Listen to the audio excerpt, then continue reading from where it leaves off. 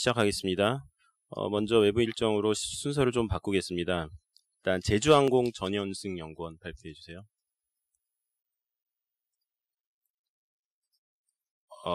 일단 그 이화정 연구원 그 J 콘텐츠리 GKL 강원랜드 스파크멘트 발표해 주세요. 네, 어제 실적들 나왔고요. 좀 리뷰 말씀드리겠습니다. J 콘텐츠리 같은 경우에 어제 4분기 어닝 쇼크 좀 심하게 났습니다. 영업 손실 66억 원 나왔고요. 당사에서는 사실 컨센서스 대비해서 저희 판권 선상각 일어날 거 감안해서 조금 낮게 보고 있었는데 그럼에도 불구하고 그보다도 더 낮은 실적 기록했습니다. 이유는 저희가 나의 나라나 보좌관 시즌2 초콜릿 같은 경우에 넷플릭스에 팔리면서 유통 매출 호조가 있었으나 편당 제작비 상승한 것 대비해서 저희 그 JTBC에서 돈을 좀 덜 줬던 것 같고요. 동시에 추가 매출이 창출 어려워 보이는 드라마 전부를 다 판권 상각했기 때문에 지금 4분기 드라마 판권 선상각비만 최소 120억 원이고 일반 상각비 40억 원대로 나온 걸로 보입니다. 다만 이렇게 저희가 4분기에 깔 수 있는 거를 다 상각을 했기 때문에 이 부분에서 방송 부분에서는 더 이상 상각비가 남아있지 않다라고 보셔도 되고요. 지금 잔여판권은 50억이 안 되는 걸로 보입니다. 그래서 분기당 일반 상각비 30-40억대에서 2020년에는 10억에서 20억 원대로 낮아지면서 영업이익 추정치는 좀 상향했습니다. 다만 저희 목표 주가 볼 때는 EBITA 보기 때문에 기본적으로 목표 주가에 대한 변동은 없습니다. 그러니까 이번 쇼크가 기본적으로 상각비 관련 이슈였기 때문에 그렇다라고 보시면 좋고요. 영화 같은 경우에는 그냥 예상했던 정도 나왔습니다. 4분기 68억 원 영업이익 나왔고요. 저희가 티켓 매출 성장률은 시장보다는 조금 졌지만 저희가 매점이나 광고 같은 경우에 부가 매출이 구조적으로 성장하고 있기 때문에 이 부분에서 좀 긍정적으로 볼 수 있다. 그래서 코로나 때문에 최근에 되게 우려 많으신데 실제로 메르스 때 보시면은 생각보다 관객 수가 많이 빠지지 않았던 걸 확인 가능하시고요. 그렇지만 1분기 관람객 수는 소폭 추정치 하향하긴 했습니다. 하지만 지금 매점이랑 광고 4분기에도 그렇고 지속적으로 좋은 부분은 감안해서 연간 실적 추정치 변동은 영화 부문에서도 없습니다. 두 번째로 GKL 말씀드리겠습니다.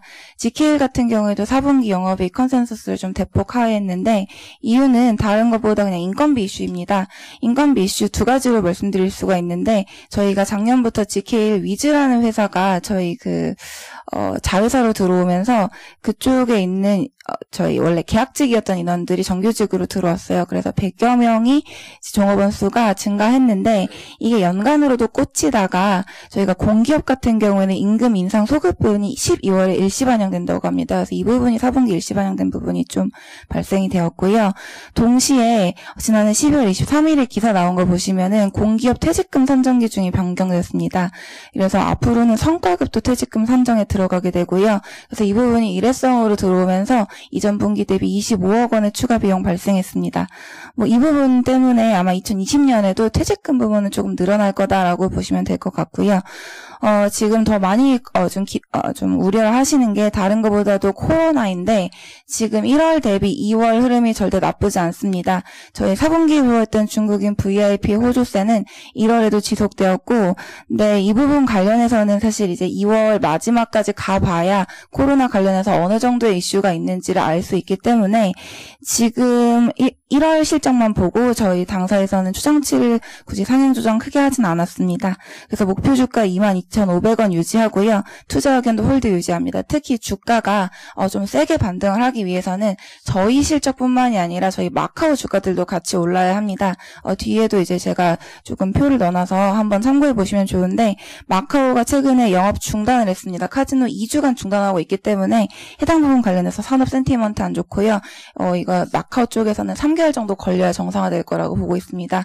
이 부분 고려하면은 일단 투자 의견도 한동안 홀드를 유지하는 게 맞다라고 판단해서 목표 주가 투자 의견 유지합니다. 마지막으로 강원랜드 말씀드리면 네, 강원랜드도 영업이익 추정치 및 컨센서스 좀 하회했습니다.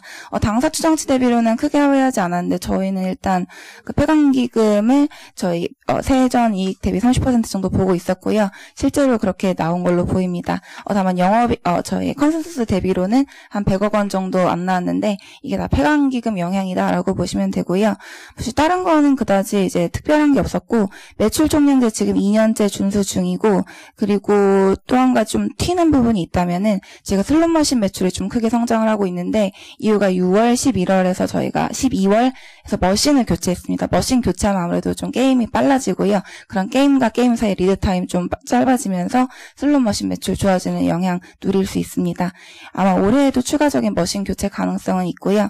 하지만 이렇게 슬롯머신 매출이 좋아져 봤자 당연히 테이블이 좋아지지 않으면은 힘들기 때문에 영업 환경 완화가 있을 때 저희는 비로소 실적 개선 모멘텀이 있을 거라고 봐서 목표 주가 투자 의견은 유지합니다. 이상입니다. 네, 질문 없으시면 제주항공 정현승 연구원.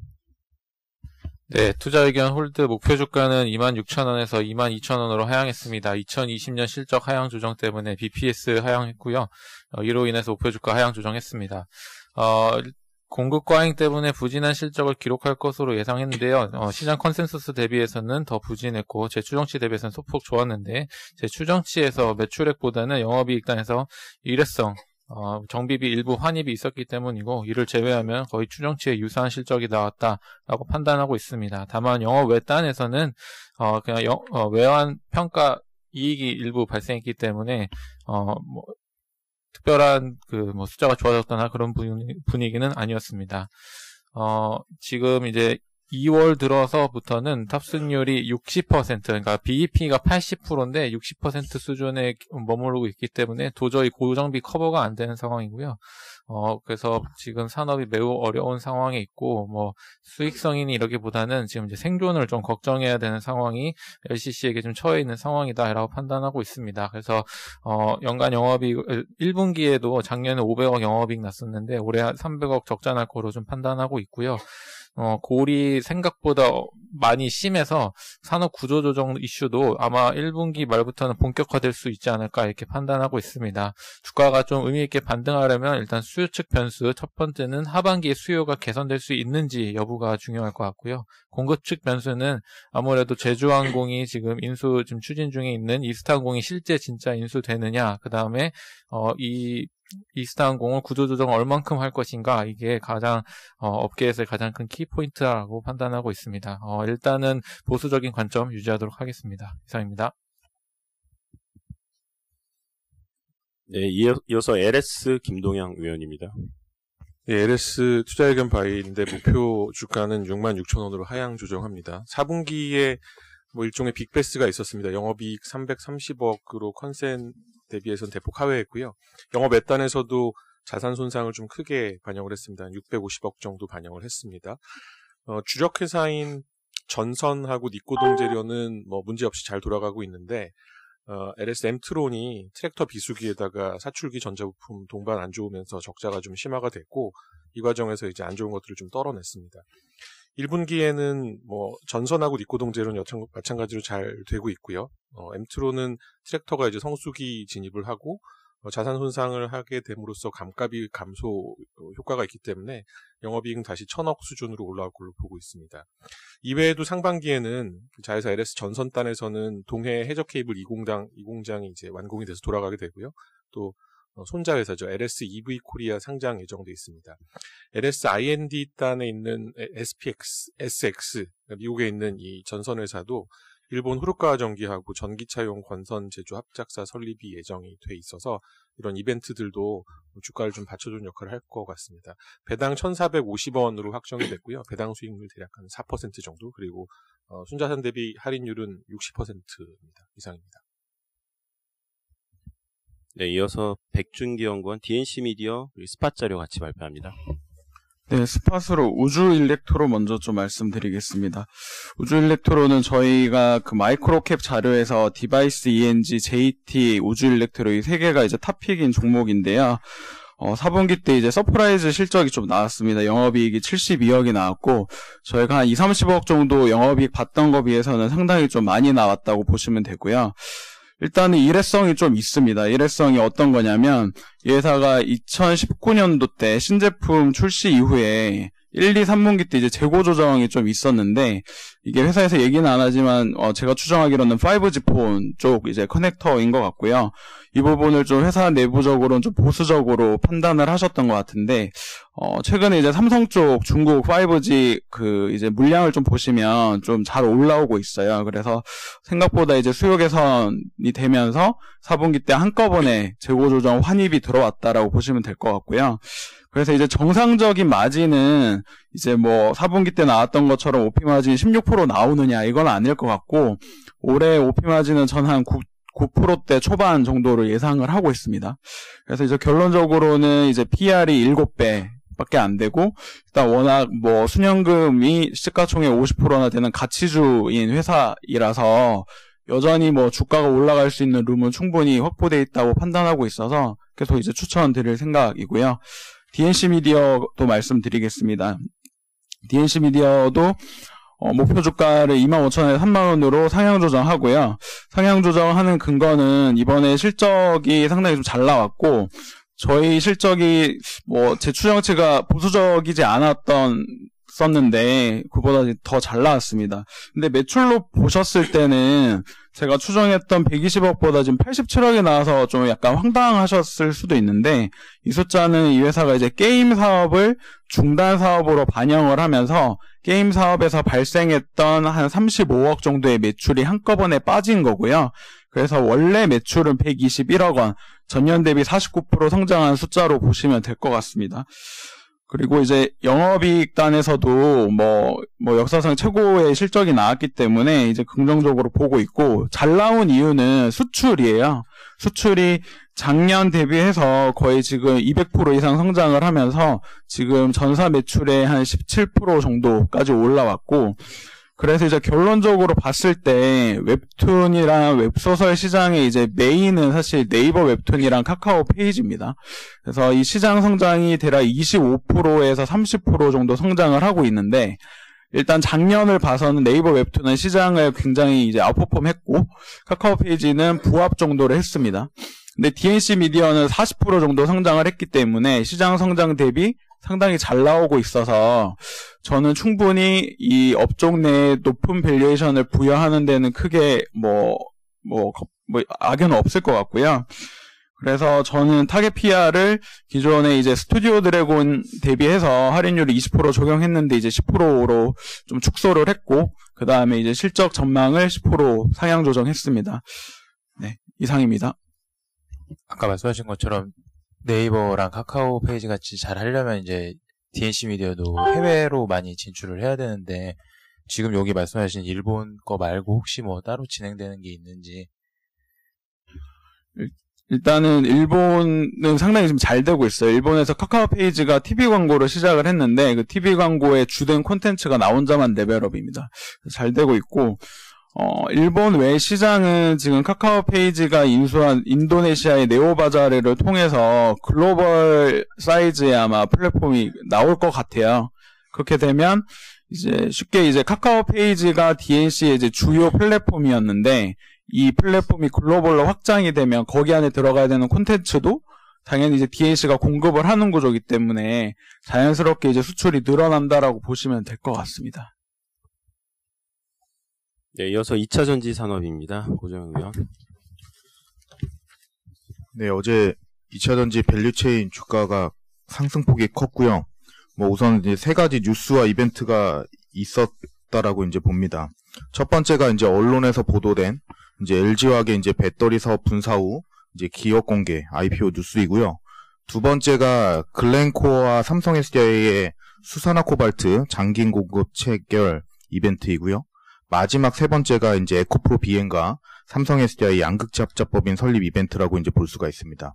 결국 이러한 뉴스와 이벤트를 이제 종합해서 놓고 보면 이제 배터리 셀 메이커들의 향후 투자 확대와 이제 소재 공급 이제 확보를 이제 계속 진행 중에 있기 때문에 향후 이제 밸류체인 하단 기업들의 실적 개선도 이제 견인할 거라는 이제 전망이 투자자들에게 이제 긍정적이었다라고 이제 볼 수가 있습니다.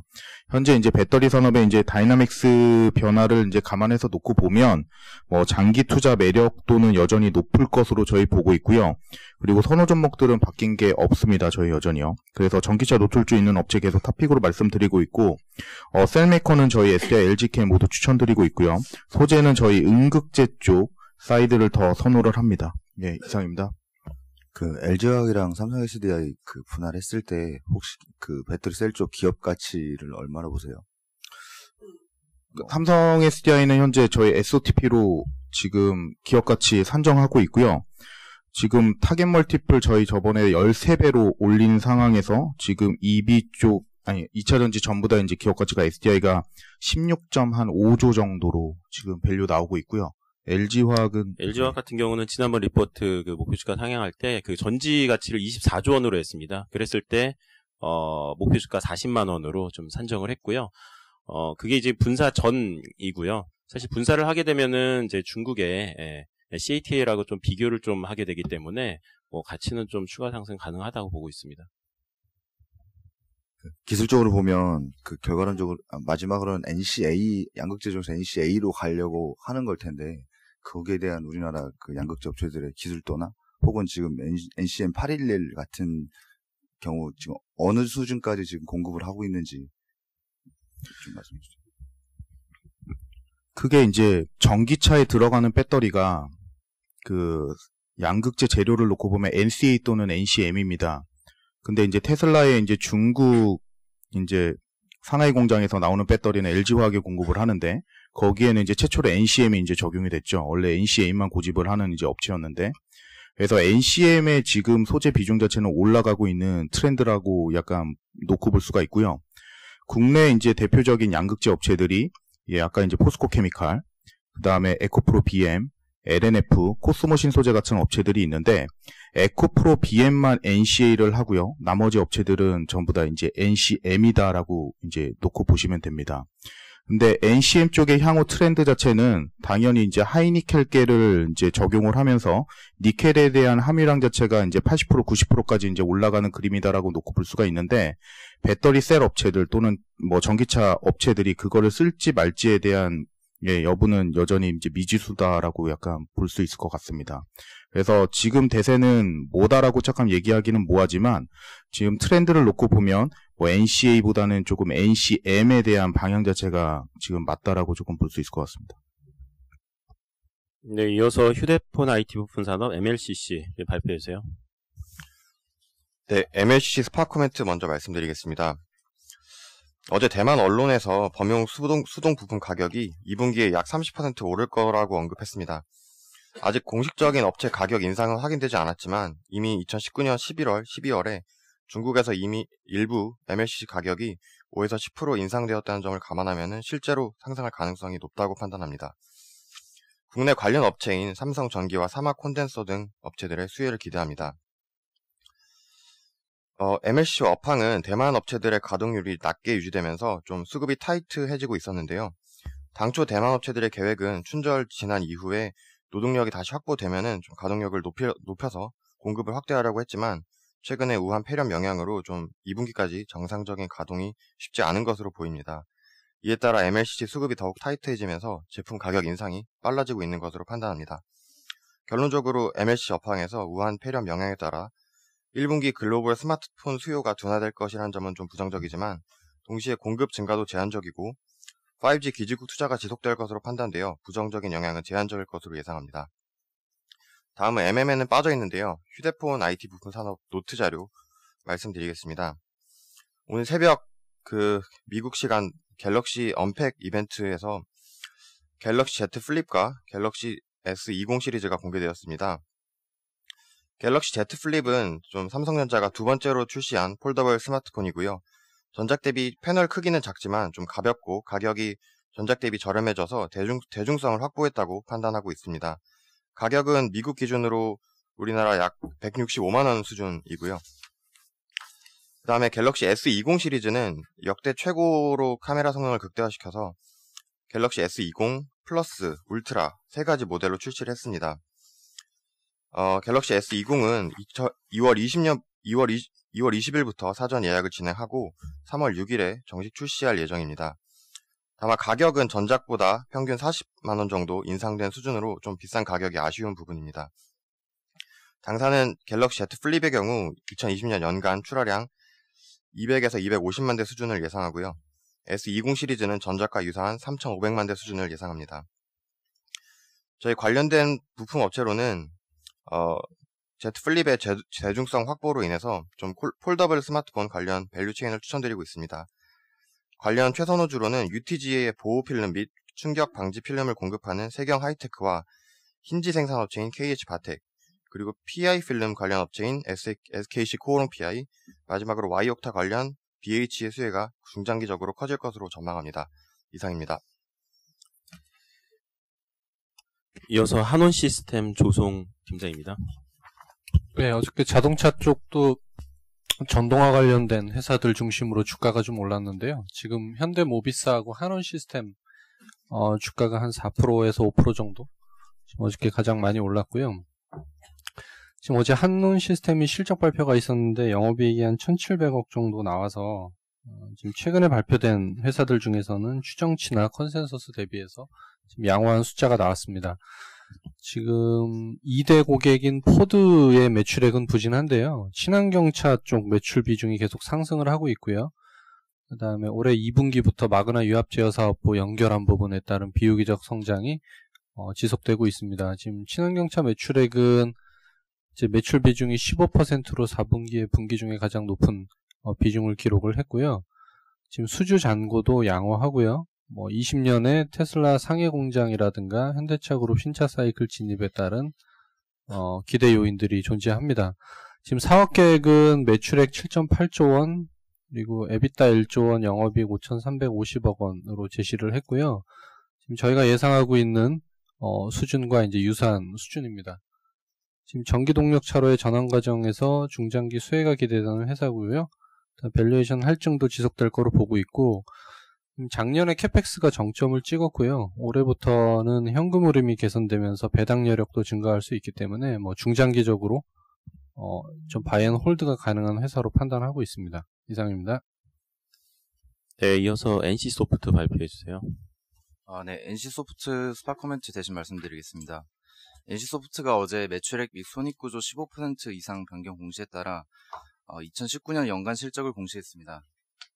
매출액은 1.7조 원, 영업이익은 4,790억 원으로 매출액은 당사 추정치인 1.69조 원과 유사했으나 영업이익은 저희 추정치인 5,064억 원을 소폭 하회했습니다.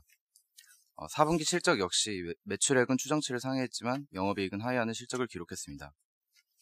저희는 리니지 2M의 매출액은 저희가 추정하고 있는 분기 1,470억 원, 일평균 43억 원을 크게 상회한 것으로 판단하고 있으며 일평균 40억 원 후반대의 매출액을 기록한 것으로 추정하고 있습니다. 영업이익의 부진은 마케팅 비용, 인건비 등의 증가가 주요하게 작용했다고 추정하고 있습니다. 4분기 실적은 오늘 오전 공개될 예정이어서 공시 이후에 다시 업데이트 드리도록 하겠습니다. 이상입니다. 네, 이어서 NH 해외 주식 하이엔로 발표해 주세요. 예, NH 해외 주식 하이엔로에 대해서 말씀드리겠습니다. 지난 2주간 보게 되면 미국 같은 경우 이제 4분기 실적 호조에 힘입어서 S&P가 1.0% 상승했고요. 일본 토픽스는 이제 주요 기업들의 실적이 조금 부진한 모습에 나타나면서 0.1% 상승에 그쳤고, 중국 같은 경우 이제 신종 코로나 바이러스 확산 여파로 3.4% 하락하면서 마감했습니다. 업종별로 보게 되면 이제 미국 같은 경우는 대표 기업 실적 호재에 힘입어서 자율소비재, 정보기술 섹터가 이제 퍼포먼스가 좋았고요. 반면 이제 중국하고 일본 같은 경우 워낙 신종 코로나 바이러스 영향권에 있다 보니까 헬스케어 섹터가 이제 좀 두드러지게 상승하는 모습을 보였습니다. 미국은 142개 종목이 신고가를 보였고 25개가 이제 신저가, 중국은 이제 22개가 신고가고 90개가 이제 신저가고요. 일본은 이제 73개가 신고가, 그리고 44개가 신저가를 이제 기록했습니다. 미국 주식시장부터 이제 자세하게 말씀드리면요. 자율소비재, 정보기술, 금융, 필수소비재 섹터 이제 상승률이 좀 높았는데요. 특히 이제 시가총액 1조 달러 클럽에 이제 속한 애플, 아마존닷컴, 마이크로소프트 이제 최근 실적이 이제 잘 나왔고, 거기에다 이제 가이던스까지도 이제 시장 기대치에 부합하면서 주가 상승세를 이어갔습니다. 미국 같은 경우, 미국 내에서도 이제 좀 중국에서 오프라인 사업을 영위하고 있는 스타벅스나 염차이나 같은 경우 는 이제 중국 영향으로 인해서 좀 주가가 약세를 기록하였습니다. 중국 주식시장에서 이제 통신 서비스, 헬스케어, 정보 기술을 제외한 모든 섹터가 이제 하락했는데요. 순풍홀딩스라는 이제 택배, 그리고 이제 택배나 이제 항공운송 전문 업체 같은 경우는 최근에 이제 춘절 연휴 연장과 도시 붕괴로 인해서 항공운송 수요가 늘어날 수 있다. 그리고 이제 단가도 상승할 수 있다는 기대감과 그리고 택배 업체들 같은 경우도 최근에 이제 운송 회복이 이제 점점 개선되고 있다는 소식에 힘입어서 신고가를 기록했습니다. 또한 이제 중국 같은 경우 최근에 이제 춘절 연휴 연장 그리고 이제 외국 출입이 제한되면서 자택근무가 늘어나고 있는데요. 이에 따라서 이제 클라우드 서비스 수요가 좀 급증할 거라는 기대감에 용우 네트워크가 52주 신고가를 기록했습니다. 일본 주식시장 같은 경우는 코로나 바이러스 이슈와 그리고 이제 주요 제약사가 이제 호실적을 발표하면서 헬스케어가 특히 좋았었는데요. 주가의 제약이나 이제 다이이치 상교와 같은 이제 제약회사나 테르모, 올림푸스 등과 같은 의료기기 관련 기업들이 모두 시장 예상치를 상회하는 4분기 실적을 발표하면서 주가가 좋았습니다. 반면 이제 중국과 관련된 소비재, 항공, 운송, 관광, 레저 기업들은 바이러스 여파로 좀 주가가 부진한 모습을 보였습니다. NH 글로벌 스탁스텐 종목 중엔요, 최근에 편입한 이제 노무라 종합연구소가 이제 분기 실적이 잘 나오면서 이제 주가 퍼포먼스가 가장 좋았고 그 외에도 이제 마이크로소프트, 아이플라이텍들이 좀 주가가 좋았던 모습을 보였습니다. 이상입니다.